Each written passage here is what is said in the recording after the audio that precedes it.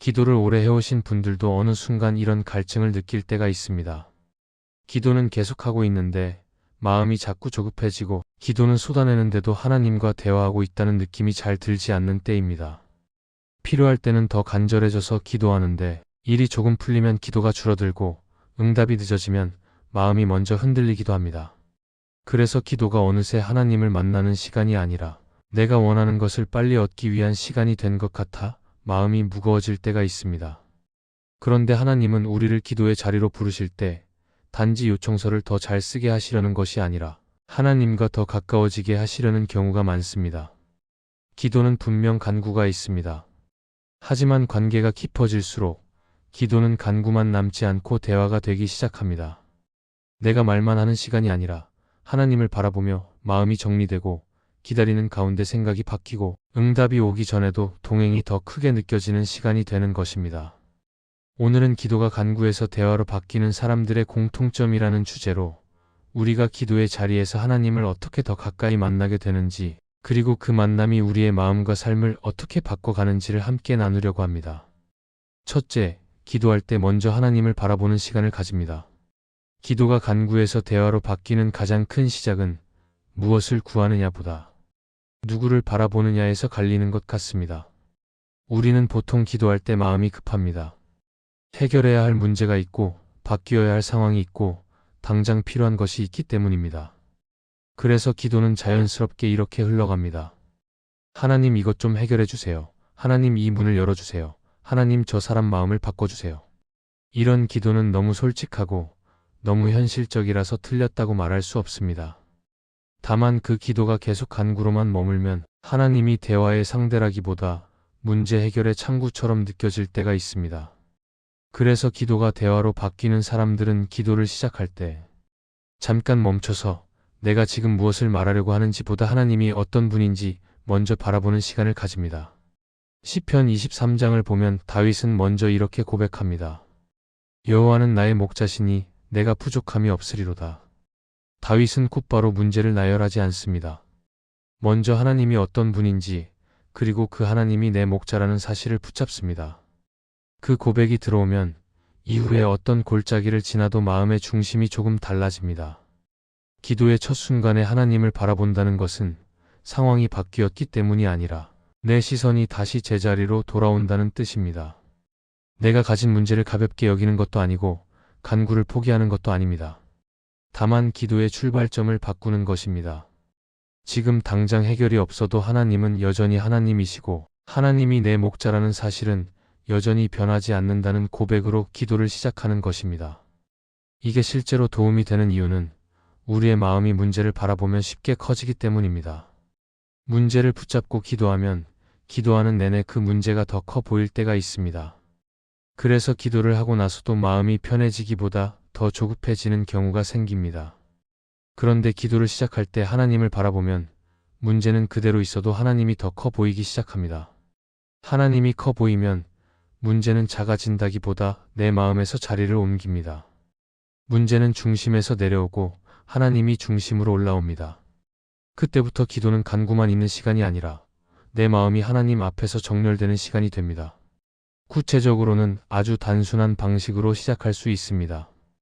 기도 초반에 짧게라도 하나님을 바라보는 고백을 먼저 올려드리는 것입니다. 하나님 주님은 선하십니다. 하나님 주님은 제 상황을 알고 계십니다. 하나님 주님은 저를 놓지 않으십니다. 이런 고백을 길게 하지 않아도 됩니다. 중요한 건 내가 지금 하나님을 어떤 분으로 믿고 있는지 그 믿음을 다시 내 입으로 말해보는 것입니다. 그리고 그 고백이 쌓이면 기도의 분위기가 바뀌기 시작합니다. 마음이 조금 가라앉고 말이 조금 정돈되고 급한 요구만 쏟아내던 기도에서 벗어나게 됩니다. 또 한 가지 변화는 하나님을 바라보는 시간이 생기면 내 기도의 말도 더 정직해진다는 것입니다. 우리는 급하면 자꾸 좋은 말로 포장하려고 합니다. 그런데 하나님을 바라보면 하나님 앞에서 굳이 멋있게 말할 필요가 없다는 걸 알게 됩니다. 하나님은 이미 내 마음을 알고 계시기 때문입니다. 그래서 기도의 첫머리에서 하나님을 바라보는 사람은 그 다음에 자신의 마음을 더 솔직하게 고백할 수 있게 됩니다. 하나님, 지금 저는 두렵습니다. 하나님, 저는 마음이 흔들립니다. 하나님, 저는 이 문제 앞에서 자꾸 통제하고 싶습니다. 이렇게 말할 수 있게 되는 것입니다. 그 솔직함이 생기면 기도는 더 이상 정보 전달이 아니라 관계가 됩니다. 그리고 하나님을 먼저 바라보는 습관은 응답을 기다리는 동안 우리를 붙들어 줍니다. 응답은 때로 빠르고 때로 느립니다. 그런데 하나님을 바라보는 기도는 응답 속도에만 매이지 않게 합니다. 응답이 늦어도 하나님이 멀어진 게 아니라는 사실을 붙잡게 하고, 응답이 없어 보이는 시간에도 하나님이 여전히 함께 하신다는 확신을 조금씩 쌓아줍니다. 그래서 기도가 대화로 바뀌는 사람은 기도를 마치고 나서 문제가 즉시 해결되지 않아도 마음이 조금 덜 흔들리기 시작합니다. 하나님을 먼저 바라보는 시간이 내 하루의 중심을 다시 잡아주기 때문입니다. 결국 기도는 내가 하나님을 붙잡는 시간 같지만 그 자리에서 우리는 하나님이 나를 붙드신다는 사실을 다시 확인하게 될 것입니다. 둘째, 기도 끝에 바로 판단하기보다 기다리는 여백을 둡니다. 기도가 간구에서 대화로 바뀌기 시작하면 기도의 끝이 달라집니다. 예전에는 기도를 마치자마자 바로 결론을 내릴 때가 많습니다. 기도했는데 마음이 편해지면 잘 된 것 같고, 기도했는데 불안이 남아있으면 안 된 것 같고, 기도했는데 상황이 그대로면 하나님이 안 들어주신 것 같고, 기도했는데 일이 풀리면 응답받은 것 같다고 판단해버립니다. 그러다 보면 기도는 대화가 아니라 평가가 됩니다. 기도한 뒤에 하나님과 더 가까워지기보다 결과를 보고 하나님을 판단하게 되는 것입니다. 그런데 기도가 대화로 바뀌는 사람들은 기도 끝에 그 판단을 조금 미루고 기다리는 여백을 둡니다. 이 여백이 생기면 기도는 더 깊어지고 마음은 조금 더 안정됩니다. 사무엘상 3장에서 사무엘이 하나님의 음성을 들었을 때 사무엘은 처음부터 정확하게 알아듣지 못합니다. 여러 번 부르심이 반복되고 나서야 사무엘은 하나님 앞에서 이렇게 말합니다. 말씀하십시오. 주의 종이 듣겠습니다. 이 장면이 주는 중요한 포인트는 하나님과의 대화에는 여백이 필요하다는 것입니다. 하나님은 우리에게 늘 즉시 결론만 주시는 방식으로 말씀하지 않으실 때가 있습니다. 때로는 반복해서 부르시고, 때로는 기다리게 하시고, 때로는 내 마음이 정리될 시간을 주십니다. 그러니 기도도 마찬가지입니다. 기도를 끝내고 바로 판단해버리면 하나님이 하시려는 일을 내 속도로 끊어버릴 수 있습니다. 반대로 기도 끝에 여백을 두면 하나님이 내 마음을 만지시는 시간을 조금 더 허락하게 됩니다. 이 여백은 거창한 기술이 아닙니다. 기도를 마친 뒤에 30초라도 조용히 앉아 있는 것입니다. 아무 말도 하지 않고 내 마음이 어떤 상태인지 살펴보는 것입니다. 그리고 하나님께 이렇게 말해보는 것입니다. 하나님, 지금 제 마음이 아직 조급합니다. 하나님, 저는 지금 당장 답을 원합니다. 하나님, 그런데 제가 기다려보겠습니다. 이런 식으로 여백을 두면 그 시간 안에 내 마음의 소리가 더 잘 들립니다. 내가 왜 이렇게 급한지, 무엇이 두려운지, 어떤 결과를 붙잡고 있는지, 무엇을 통제하고 싶은지, 그런 것들이 드러나기 시작합니다. 그리고 그 드러남 자체가 이미 하나님과의 대화가 됩니다. 하나님은 우리에게 답만 주시는 분이 아니라 우리의 마음을 다루시는 분이기 때문입니다. 기도 후에 바로 판단하는 습관은 사실 우리의 불안과 연결되어 있을 때가 많습니다. 우리는 확실한 결론이 있어야 마음이 놓이는데 하나님은 때때로 그 확실함을 즉시 주지 않으실 때가 있습니다. 그때 우리는 더 기도하기보다 더 조급해지고 더 많은 말로 하나님을 설득하려고 합니다. 그런데 여백을 두는 사람은 설득보다 신뢰를 선택하려고 합니다. 하나님이 지금 말씀하실 수도 있고 아직 기다리게 하실 수도 있다는 가능성을 받아들이는 것입니다. 그 가능성을 받아들이면 마음은 덜 폭주합니다. 하나님이 침묵하신다고 느껴지는 시간도 하나님이 떠나신 시간이 아니라는 것을 조금씩 배우기 때문입니다. 또 하나, 기다리는 여백은 기도를 삶으로 연결해 줍니다. 기도가 간구로만 끝나면 우리는 기도를 끝내고 다시 내 방식으로 돌아가기 쉽습니다. 하나님께 말은 했지만 결국은 내가 판단하고 내가 결정하고 내가 밀어붙입니다. 그런데 여백을 두면 기도에서 바로 행동으로 뛰어들기 전에 방향을 한 번 더 점검하게 됩니다. 하나님, 제가 지금 하려는 선택이 제 조급함에서 나오는 건 아닌지 보게 해주세요. 하나님, 제가 지금 사람을 밀어붙이려는 건 아닌지 보게 해주세요. 이렇게 묻게 되는 것입니다. 그 순간부터 기도는 단순한 종교 활동이 아니라 내 삶의 속도를 조절하는 브레이크가 됩니다. 그리고 그 브레이크가 실제로 우리를 살립니다. 기다리는 여백이 생기면 응답을 해석하는 방식도 바뀝니다. 예전에는 원하는 결과가 나오면 응답이라고 생각하고 원하는 결과가 안 나오면 응답이 아니라고 단정하기 쉬웠습니다. 그런데 여백이 생기면 하나님이 응답하시는 방식이 결과만이 아니라는 것을 배우게 됩니다. 어떤 날은 상황이 바뀌지 않았는데 마음이 바뀌고, 어떤 날은 길이 열리지 않았는데 방향이 보이고, 어떤 날은 문제가 남아있는데도 낙심이 줄어드는 경험이 생깁니다. 그때 우리는 알게 됩니다. 하나님은 내 상황을 바꾸시기도 하지만 그 전에 내 마음을 먼저 붙드실 수 있다는 것을 말입니다. 그러니 기도 끝에 여백을 두는 것은 아무것도 하지 않는 시간이 아니라 하나님께 내 결론을 맡기는 시간입니다. 바로 판단하지 않고, 바로 단정하지 않고 하나님이 하실 일을 기다리는 시간입니다. 그 여백이 자라면 기도는 점점 대화가 될 것입니다. 내가 말하고 끝나는 기도가 아니라 하나님 앞에 머물며 마음이 다듬어지는 기도가 될 것입니다. 그리고 그 기도는 결과가 늦어도 우리를 덜 흔들리게 만들고 하나님과 함께 걷는 힘을 조금씩 세워줄 것입니다. 셋째, 기도의 속도가 아니라 방향을 점검합니다. 기도가 간구에서 대화로 바뀌기 시작하면 사람은 어느 순간부터 속도에 덜 매이게 됩니다. 예전에는 빨리 응답이 오면 기도가 잘 된 것 같고, 늦어지면 내가 뭔가 부족한 것 같고, 길게 기도하지 못하면 하나님께 죄송한 마음이 들기도 합니다. 그래서 기도의 속도가 신앙의 수준처럼 느껴질 때가 있습니다. 빨리 해결되면 하나님이 가까이 계신 것 같고, 오래 걸리면 하나님이 멀리 계신 것 같다고 생각해버리는 것입니다. 그런데 기도가 대화가 되는 사람은 속도를 기준으로 기도를 평가하기보다 내 기도의 방향이 지금 어디를 향하고 있는지를 점검하기 시작합니다. 빨리 받는 것이 목표가 아니라 하나님께 가까이 가는 것이 목표가 되기 때문입니다. 시편 139장에서 다윗은 하나님께 이렇게 말합니다. 하나님, 나를 살피시고 내 마음을 아시며 내 안에 무슨 악한 길이 있는지 보시고 나를 영원한 길로 인도해 달라고 고백합니다. 이 기도는 문제 해결을 먼저 말하는 기도가 아닙니다. 내 삶의 방향을 하나님께 맡기는 기도입니다. 다윗의 마음에는 이런 고백이 있는 것 같습니다. 하나님, 제가 지금 어디로 가고 있는지 저는 헷갈릴 수 있습니다. 그런데 하나님은 제 마음을 아시니 저를 살펴주시고 길을 잡아주세요. 기도가 대화가 되면 이런 기도가 조금씩 늘어납니다.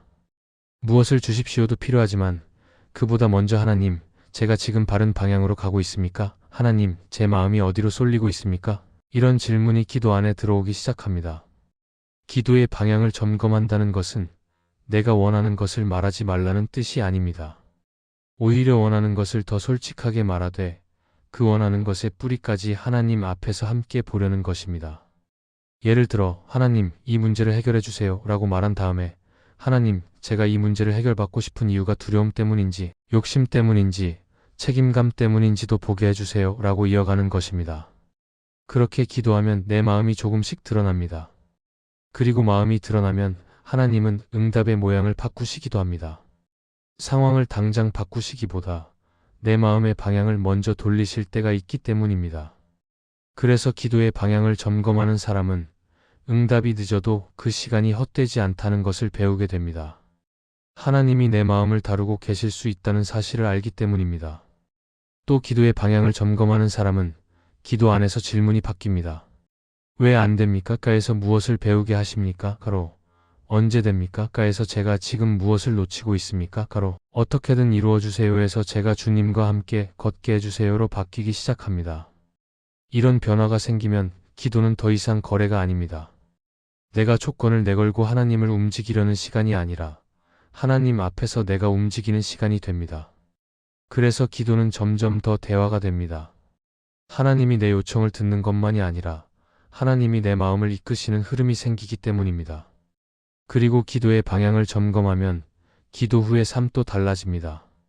예전에는 기도하고 나서도 결국은 내 방식대로 밀어붙였다면 이제는 기도한 내용이 내 선택을 조정하기 시작합니다. 하나님께 맡긴다고 말해놓고도 사람을 몰아붙이던 습관이 줄어들고 내 기준대로 결론을 내리던 속도가 느려지고 하나님이 원하시는 방향을 먼저 생각하게 됩니다. 이때 중요한 건 방향을 점검하는 기도는 내 계획을 무너뜨리기만 하는 기도가 아니라는 것입니다. 오히려 내 계획을 더 건강하게 만드는 기도입니다. 내 계획이 욕심에서 나왔는지, 두려움에서 나왔는지, 하나님을 신뢰하는 마음에서 나왔는지 살피게 해주기 때문입니다. 그래서 어떤 계획은 더 단단해지고, 어떤 계획은 내려놓게 되고, 어떤 관계는 더 부드러워지고, 어떤 말은 줄어들기도 합니다. 우리는 종종 기도를 빨리 끝내고 싶어 합니다. 답이 빨리 와야 마음이 놓이기 때문입니다. 그런데 하나님은 때로는 답을 늦추시면서 우리의 방향을 먼저 고치실 수 있습니다. 그리고 그 방향이 바뀌면 같은 상황 안에서도 마음이 달라집니다. 예전에는 불안이 전부였는데 이제는 불안 속에서도 하나님을 바라보는 여유가 생깁니다. 예전에는 조급함이 밀어붙였는데 이제는 기다림이 조금 가능해집니다. 그러니 기도의 속도보다 방향을 점검하는 것은 기도를 느리게 만드는 것이 아니라 기도를 깊게 만드는 일입니다. 기도의 방향이 하나님께로 더 가까워질수록 기도는 간구를 넘어 대화가 될 것이고 그 대화는 우리의 삶을 조금씩 더 단단하게 붙들어 줄 것입니다. 넷째, 응답보다 동행을 더 귀하게 여깁니다. 기도가 간구에서 대화로 바뀌는 사람에게는 한 가지 공통된 방향이 있습니다. 원하는 것을 받는 것만이 기도의 목표가 아니라 하나님과 함께 걷는 것이 더 큰 목표가 되기 시작한다는 것입니다. 예전에는 기도를 하면 마음이 이렇게 흘러가곤 합니다. 하나님이 빨리 해결해 주시면 좋겠다. 하나님이 이 문을 열어주시면 좋겠다. 하나님이 이 사람을 바꿔주시면 좋겠다. 그런데 그런 마음이 나쁜 것은 아닙니다. 다만 그 마음만 있으면 응답이 늦을 때 기도는 금방 무거워지고 하나님과의 거리는 더 멀어지는 것처럼 느껴질 수 있습니다. 그래서 기도가 대화가 되는 사람은 응답을 구하면서도 동시에 이런 고백을 배우게 됩니다. 하나님, 응답이 아직 없어도 저는 주님과 함께 걷고 싶습니다. 출애굽기 33장에서 모세는 하나님께 아주 중요한 말을 합니다. 주님의 임재가 함께하지 않으시면 우리를 여기서 올려 보내지 말아 달라고 합니다. 모세에게는 목적지가 중요하지 않았던 것이 아닙니다. 가나안은 분명 약속의 땅이었습니다. 그런데 모세는 그것보다 더 중요한 것을 봅니다. 하나님이 함께하지 않으시면 약속의 땅이라도 의미가 없다는 것입니다. 이 고백이 바로 동행의 기도입니다. 무엇을 얻느냐보다 누구와 함께 가느냐가 더 중요해지는 기도입니다. 이 기도는 상황을 포기하는 기도가 아닙니다. 오히려 삶의 중심을 다시 잡는 기도입니다. 하나님이 함께 하시면 길이 험해도 견딜 수 있고 하나님이 함께 하시면 아직 문이 열리지 않아도 마음이 무너지지 않을 수 있다는 믿음이 생기기 때문입니다. 이런 변화가 왜 중요한가 하면 응답 중심의 기도는 내 마음을 계속 흔들 수 있기 때문입니다. 응답이 오면 하나님이 가까운 것 같고 응답이 없으면 하나님이 멀어진 것 같아집니다. 그러다 보면 기도는 하나님을 만나는 시간이 아니라 결과를 확인하는 시간이 됩니다. 그런데 동행을 귀하게 여기는 사람은 응답이 늦어도 하나님이 떠나신 게 아니라고 믿으려 합니다. 오히려 그 시간에도 하나님이 나를 붙드시고 내 마음을 다듬고 나를 바른 길로 이끄실 수 있다고 생각합니다. 그래서 기도가 대화가 되는 사람은 응답이 없을 때도 기도를 끊기보다 더 정직해집니다. 하나님, 저는 아직도 답답합니다. 하나님, 저는 아직도 두렵습니다. 그런데 하나님, 그래도 주님과 함께 가고 싶습니다. 이 고백이 나오기 시작합니다. 팀 켈러는 그의 책 기도에서 이렇게 말합니다. 기도는 무엇보다 하나님 자신을 얻는 길이다. 이 말은 기도의 방향을 아주 선명하게 잡아줍니다. 우리는 기도를 통해 많은 것을 구하지만 기도의 가장 깊은 자리에서는 하나님을 얻는 것이 더 큰 선물이라는 뜻입니다. 하나님을 얻는다는 말은 하나님을 소유한다는 의미가 아니라 하나님과의 관계가 더 실제가 된다는 의미입니다. 응답이 오기 전에도 하나님을 신뢰할 수 있고 상황이 흔들려도 하나님이 나를 놓지 않으신다는 확신이 자라는 것입니다. 그래서 동행을 귀하게 여기는 기도는 문제를 지우는 기도가 아니라 문제 속에서 하나님과 함께 서는 기도가 됩니다. 동행을 귀하게 여기면 삶의 태도도 조금씩 달라집니다. 예전에는 기도 후에도 마음이 계속 조급해서 사람을 몰아붙였다면 이제는 하나님이 함께 하신다는 사실 때문에 한 박자 쉬게 됩니다. 예전에는 일이 안 풀리면 모든 게 끝난 것처럼 느껴졌다면 이제는 일이 안 풀리는 시간에도 하나님이 나를 버리지 않으신다는 확신이 생깁니다. 물론 여전히 마음이 흔들릴 수 있습니다. 그런데 그 흔들림 속에서도 다시 하나님께 돌아오는 길이 열려 있습니다. 기도의 목표가 응답만일 때는 응답이 없으면 돌아올 이유가 약해집니다. 반대로 기도의 목표가 동행일 때는 응답이 없어도 돌아올 이유가 분명합니다. 하나님이 목적이기 때문입니다. 그래서 기도가 대화가 되는 사람은 언젠가 이런 고백을 하게 될 것입니다. 하나님, 제가 원하던 대로 다 되지 않아도 주님이 함께 하시면 저는 걸어갈 수 있습니다. 하나님, 제가 원하는 답이 아직 없어도 주님과 함께라면 저는 기다릴 수 있습니다. 이 고백은 포기가 아니라 성숙입니다. 응답을 구하되 응답보다 하나님을 더 귀하게 여기는 자리로 나아가는 것입니다. 그리고 그 자리에서 기도는 간구를 넘어 대화가 되고 우리의 삶은 조금 더 단단해질 것입니다. 이 말씀이 마음의 은혜가 되셨다면 좋아요와 구독으로 함께 해주세요. 그리고 댓글에 아멘이라고 남겨주시면 하나님의 은혜가 더 많은 사람들에게 전해질 것입니다. 여러분의 삶 위에 하나님의 은혜가 언제나 함께 하시기를 바랍니다.